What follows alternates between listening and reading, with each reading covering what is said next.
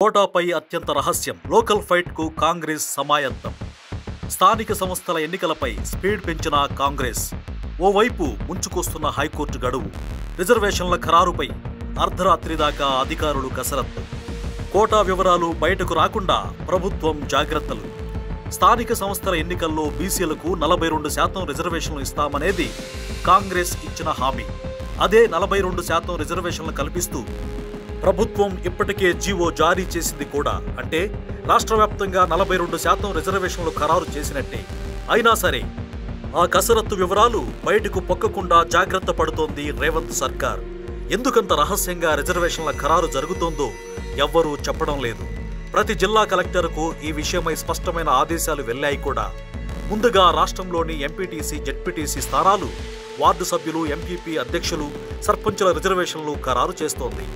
ఇందుకోసం గ్రామ పంచాయతీలు, మండలాలు, జిల్లాల కార్యాలయాల్లో కసరత్తు జరుగుతోంది.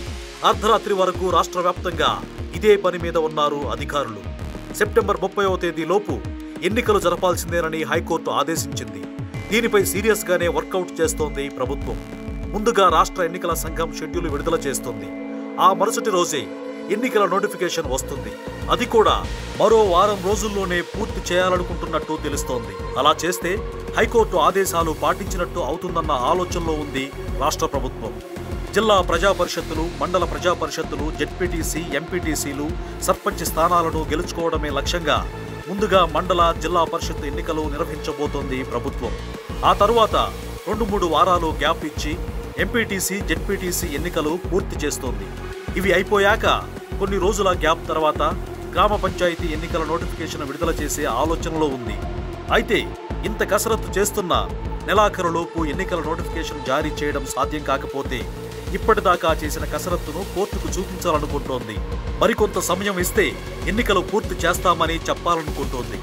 అయితే బీసీలకు 42% రిజర్వేషన్లు ఖరారు చేసే విషయంలో ఎలాంటి దాపరికాలు లేకుండా అంతా సవ్యంగానే చేయాలని డిమాండ్ చేస్తోంది భారత చైతన్య యువజన పార్టీ. రాజకీయ లబ్ధి కోసం రిజర్వేషన్ల అంశాన్ని వాడుకోకుండా చిత్తశుద్ధితో 42% రిజర్వేషన్లతో ఎన్నికలు జరపాలని భారత చైతన్య యువజన పార్టీ కోరుతోంది.